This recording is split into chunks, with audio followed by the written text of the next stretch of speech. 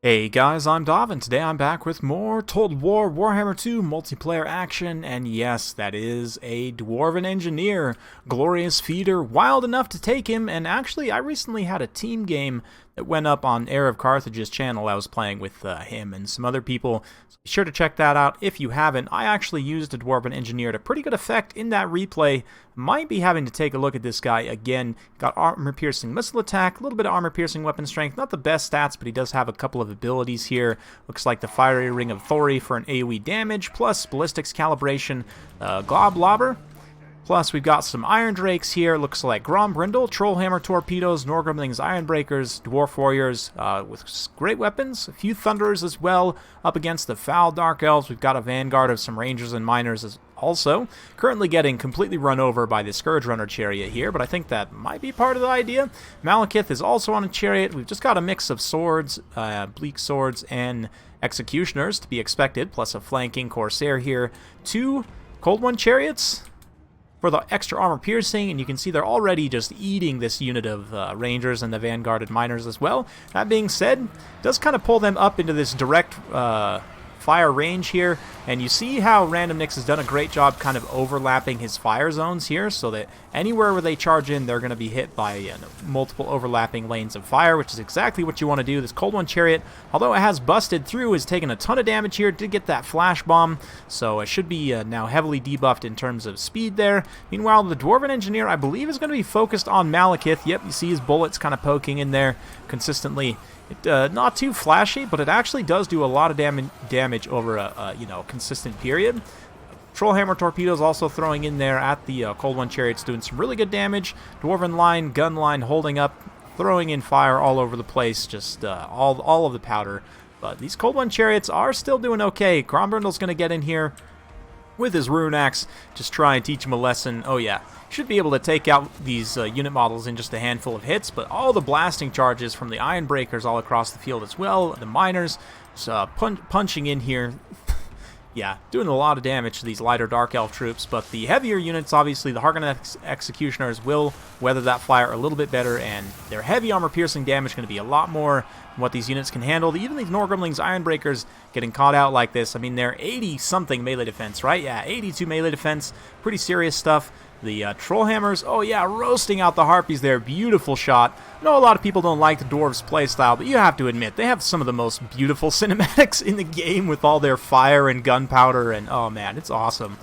It's awesome, and this is the proper way to play the Dwarfs in kind of a missile onion here, and the Engineer is a big part of that. He's got a ton of ammo. Grombrindle has no fear, making everyone unbreakable as the Dark Elves go for a pretty big push here with their murderous prowess. These Cold One chariots pushing in, and Ironbreakers, though, not really carrying too much.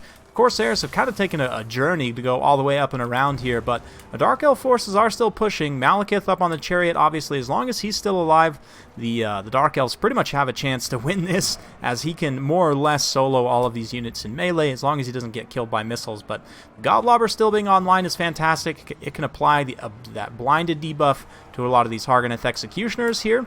This is nice, though. Those Dark Riders using that 50 charge bonus, getting in there with that little buff to their charge bonus, cleaning up those Thunderers. The nice flank attack here from the Dark Elves. They're pushing away some of the Dwarf Warriors and so on. The Executioners and the Chariots getting in here. A bit of friendly fire from the Dwarves as well.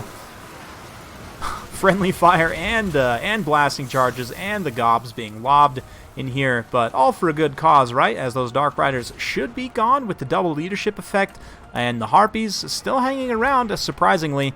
And you can see here, if I hold the spacebar, this little pocket of Dwarves here could potentially get surrounded very easily. Likewise, the Harpies getting in here, and again, those Dark Riders using their charge bonus, danger close, right into the fire and flames of these Iron Drakes here. The Dwarves still have the Thunderers online in the back here.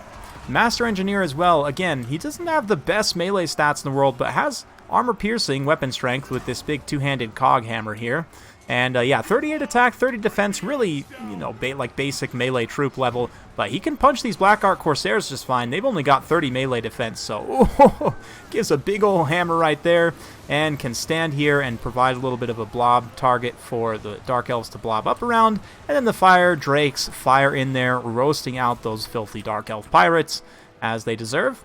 Meanwhile, over here, the Hargonath Executioner did get a pretty good engagement, but the Dwarfs are fighting resiliently, just scrapping tooth and nail as they are meant to. A nice Gaze of Malice going to be coming in here, well targeted. Actually gets a few unit models there considering the low health, but the Iron Breakers in particular will be able to hold for some time. Hargonath Executioners will eventually win this fight, but like just taking any damage from these miners is very cost inefficient, and so any kind of picks and pokes they can get there will be pretty decent. Looks like there's still a handful of Rangers flying around. These Harpies, though, doing a great job of keeping units bogged down, chasing, routing units off the field. All three have done an excellent job here. 50 kills there, 49 kills there, only 9 kills here, but they are still bogging all of these units down, right? So, yeah, the Iron Drakes, not long for this role, only 6 models there. The Fire Drakes, only 17 models there. Meanwhile, the Norgrimling's Iron Breakers using up the last few charges that they have, point-blank range, just straight into the faces of these Executioners.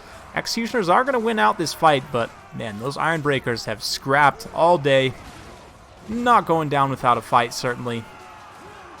And, yeah, 65 kills there. Pretty good stuff considering the low model count of the Dark Elf army to begin with. These Dwarf Warriors here likely will get cleaned up as well, but my question is can the Dark Elves actually finish off this little hero squad?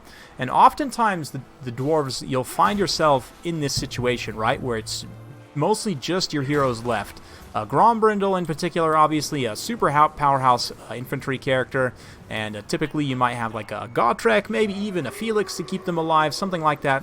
It's just, you know, any and all of the Dwarven Lords are super tanky, right? So it's not uncommon for you to be in a situation like this, where you're faced with just a handful of enemy units left, including a dreaded single-entity chariot, right?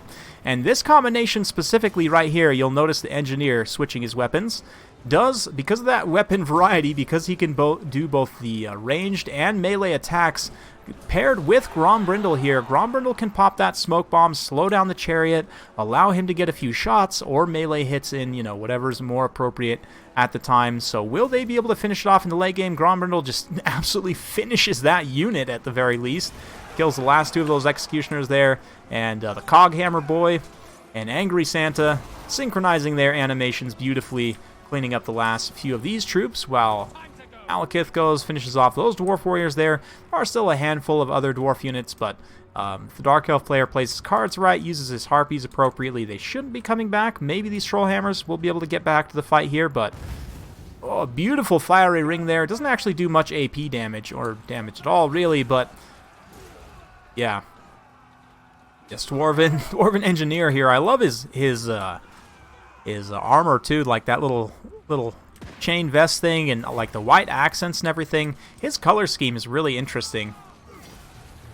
And there comes Malekith, but you see the smoke bomb comes in, and significantly the smoke bomb, not only does it lower speed, but it also lowers melee defense. So Malekith only has 3 melee defense. He likely will take some hits from both Grombrindle and the Engineer. That's where that little armor-piercing weapon strength comes in, right? Now he can switch to that gun, or nope, just come in here and help support old Uncle Gromby. Yes, yes, scream, silly elves, and run away. Run away. And here comes the Engineer. He's got his little repeater out. I love that thing, too. It's like a little lever action. Reminds me of like the Old West style guns. Getting some shots, and this is the situation where the Engineer shines, right? Because Malekith has no choice. I mean, he's going to have to cycle charge you, you know, regardless to win, which technically would be against tournament rules. But, I mean, as I was mentioning, with the smoke bomb and with the gun here, there's really a no-win situation for Malekith. He's going to get shot at. If he comes in melee, he's going to have to fight Grombrindle and the Engineer together, potentially with the smoke bomb involved, so this will be the end for Malekith. Spoiler alert. We'll fast forward, as it is going to take some time for this to actually play out here, but you can see again, he just keeps taking those hits from that gun, and although it doesn't do a ton of damage, it's enough DPS over time. He runs in, gets smoke bombed, and then they finish the job in melee. So a very, very fun build from Glorious Feeder. As I mentioned, I'm going to have to try out. Early, if you go back and look like the early patches of Mortal Empires, I actually was messing around with the Engineer at that time, when Thunderers actually and Handgunners both had like a major line of sight obstruction issue. They were kind of bugged out. At that time, I was using him as an alternative, kind of like a single entity. Because he was a single entity, he seemed not to get obstructed as much, but Once they fixed Thunderers, I kind of stopped using him for whatever reason, and I don't really know why. To be honest, I think he's still just as good as he used to be. Glorious Feeder showing the strengths here, 69 kills, matching Uncle Gromby just about in terms of effectiveness, at least in numbers. And again, that key situation there with Malekith, with that single entity chariot, being able to pick away both ranged and melee, and these two kind of synergizing very well together. So excellent build. I really enjoyed that. Miners in that initial Vanguard kind of drawing in the chariots is a little bit of a risky bait, but I like that a bit as well. It did cost him the Rangers, but at the same time, 79 kills, 2 XP chevrons for these Dwarf Warriors, not too bad. Let's see here, the Iron Drakes, 38 kills, got an XP chevron, probably from taking down both of the chariots. And then 68 kills for the Norgerlings, Ironbreakers, awesome stuff, 64 for the Fire Drakes. But yeah, very fun battle. Hopefully you guys enjoyed watching as much as I enjoyed casting. If you like this sort of content, be sure to like, subscribe, hit that bell notification button, so when I upload, battle replays, guides, whatever, you'll be notified. Thanks again for watching, and we'll see you next time.